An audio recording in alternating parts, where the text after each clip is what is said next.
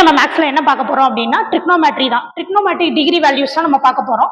So திரிகோணமிதியில நம்ம 0 degree, 30 degree, 45 degree, 60 degree, 90 டிகிரியோட வேல்யூ எப்படி பாக்குறது அப்படிங்கிறது.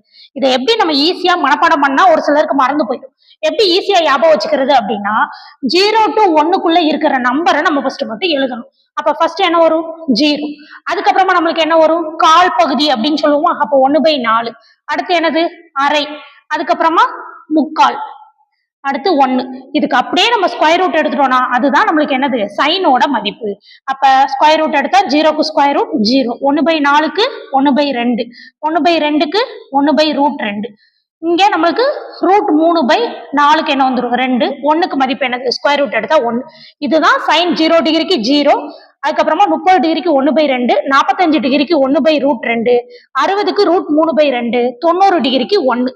சேம் நம்மளுக்கு காஸ் அப்படிங்கிறது சைனோட ஆப்போசிட் ரிவர்ஸ்ல எழுதிருங்க. 0ல இருந்து அப்படியே என்ன பண்ணிருங்க ரிவர்ஸ்ல எழுதிருங்க. சாரி 1ல இருந்து அப்படியே ரிவர்ஸ்ல எழுதிருங்க. அப்ப என்ன ஆயிரும் 1 √3/2, 1/√2, 1/2 0. அடுத்து tan அப்படின்னா நம்மளுக்கு சைன் பை காஸ். சோ இதை ரெண்டையும் டிவைட் பண்ணி வர்ற வேல்யூ தான் நம்மளுக்கு டேனோட மதிப்பு. அடுத்து கொசிகன் அப்படின்னா 1/sin. சைனோட மதிப்பை 1/by போட்டீங்கன்னா நம்மளுக்கு என்ன ஆயிரும் கொசிகன் கிடைச்சிடும். அடுத்து சீக்கன் அப்படிங்கிறது காசோட மதிப்பை 1/by போட்டீங்கன்னா கிடைச்சிடும். அடுத்து காட் அப்படிங்கிறது டேனோட மதிப்பை 1/tan போட்டீங்கன்னா நம்மளுக்கு கிடைச்சிடும். அவ்வளவுதான். 0 to 1 மட்டும் நீங்க ஞாபகம் வச்சுக்கிட்டீங்க அப்படின்னா இதோட மதிப்பை நம்ம ஈஸியா கண்டுபிடிச்சிடலாம். தேங்க்யூ.